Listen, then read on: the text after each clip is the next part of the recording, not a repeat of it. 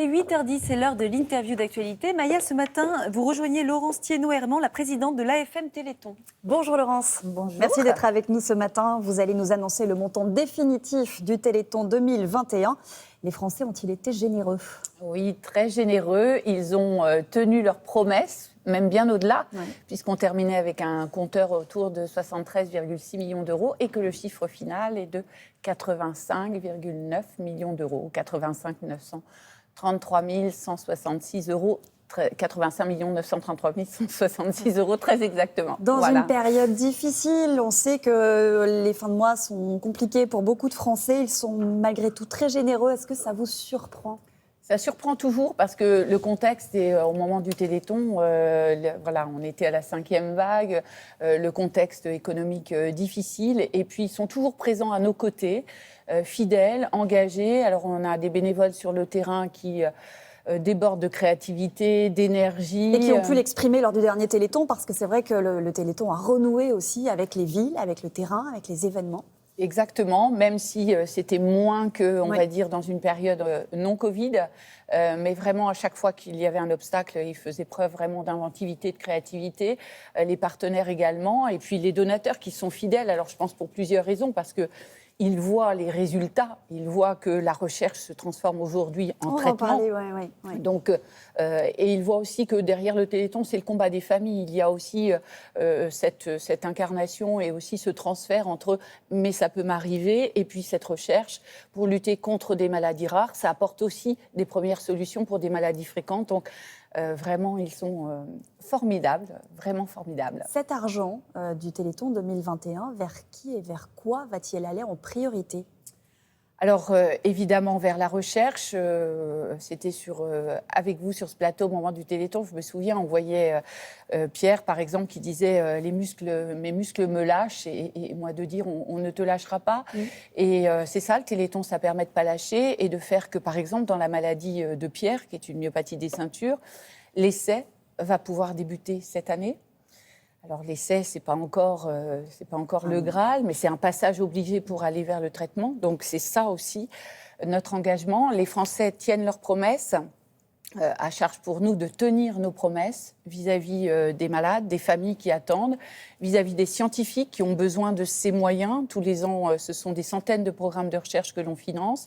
Et notre volonté, c'est évidemment de passer du stade de la paillasse à faire en sorte que ça permette de débuter un essai et que ce soit une victoire, un médicament, comme dans l'amyotrophie spinale de type 1, par exemple. Est-ce que vous pouvez nous donner quelques exemples de progrès qui ont été très significatifs ces dernières années grâce à l'argent de ceux qui se mobilisent lors du Téléthon?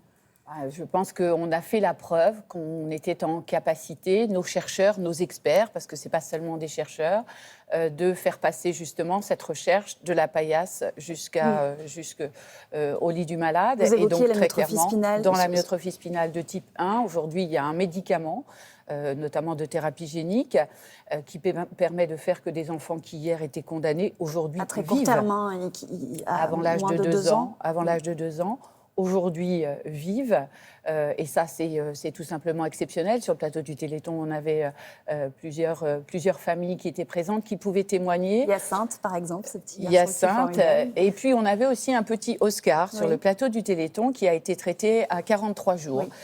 Et pourquoi il allait encore mieux que les autres, il n'avait plus de symptômes, pas de symptômes de sa maladie, c'est qu'il a pu être traité le plus tôt possible.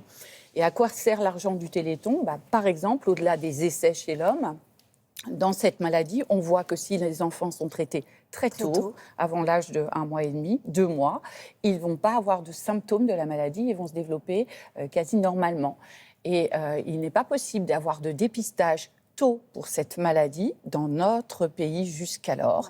Donc avec les moyens du Téléthon, on fait cet effet levier pour permettre une expérimentation qui va faire qu'il y aura du dépistage pour tous les enfants dans 2 grandes régions de France, de tous les bébés qui naissent, pour pouvoir dépister le plus tôt possible, traiter le plus tôt possible, pour qu'ils aient la vie la plus normale possible. On a changé d'air et on le dit souvent, on est entré dans une nouvelle ère aujourd'hui. Est-ce que les malades, les porteurs de maladies rares, les personnes en situation de handicap, on en parle pendant cette campagne présidentielle, ou sont-ils les oubliés de cette campagne présidentielle? Alors, on fait en sorte qu'ils ne soient surtout pas les oubliés et donc nous portons des messages avec bien d'autres organisations, mais de notre côté, évidemment, on porte plaidoyer pour que, d'une part, pour ces 6 à 8 000 maladies rares, ils ne soient pas les oubliés, ni en termes de recherche, parce que la recherche, on l'a vu, y compris dans le contexte de Covid, ça doit être une priorité.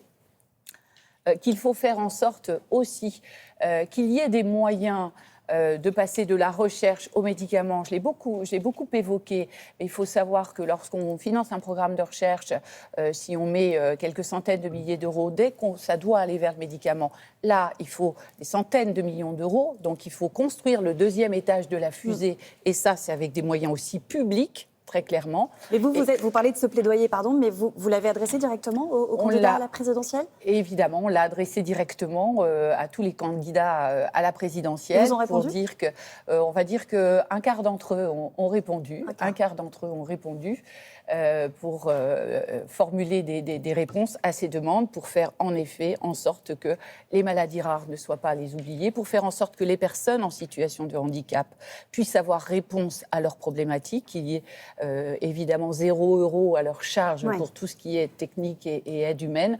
Donc vraiment faire en sorte que le parcours de vie des personnes soit simplifié soit le plus simplifié possible. Merci beaucoup Laurence Thienot-Herman. On va rappeler ce chiffre, donc ce montant définitif du Téléthon 2021, 85 933 166 €.